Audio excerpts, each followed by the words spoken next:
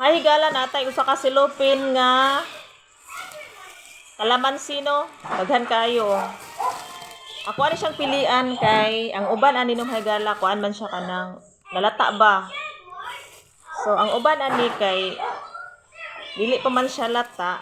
Ako ani siyang pilian kay ako ani siyang himuon og kanang kalamansi juice. Pero ugma na no higala kay gabi naman ron. Kuman ani matulog nako. Kung siyang pilian ng hagala, dagko ra bang uban ani hagala oh. Oh, ang uban ani oh, nay mga lata, nay lata. Labay na siya kay lata. Lami man ni siya himuon og ano hagala kanang kalamansi juice. Tapos ibutang nato sa ref, bugnaw na dayon na siya imnon. So lami na dayon na siya imnon ng hagala basta bugnaw. Nagkani siya sa kasilupin. Ginoo ko. Manghapdos atong tiyanan ni og ininom.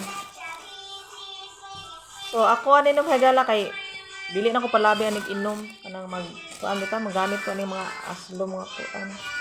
Ang kalamansi juice. Inom ko ani gamay ra.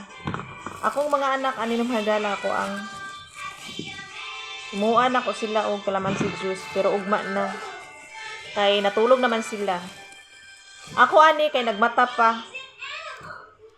Pilian pa na ako nino kay ug dili ni siya pilian. Matakdan ning uban ani og kalata. So sayang pud no kay ang uban ani may pa man kayo og dagway. Dayon kaning uban ani ang uban ani lata na. Pero daghan pa ani no hagala ang mapili. So pilian na to ni siya kay sayang pud og atong ilabay.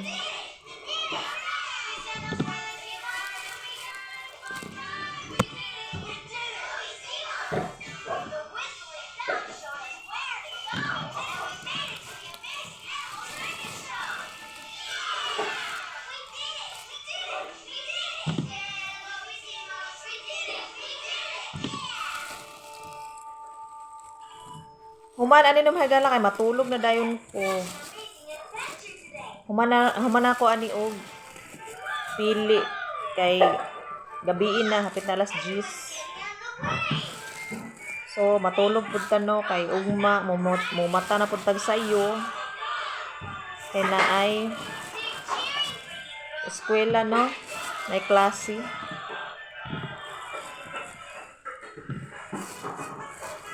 Ay.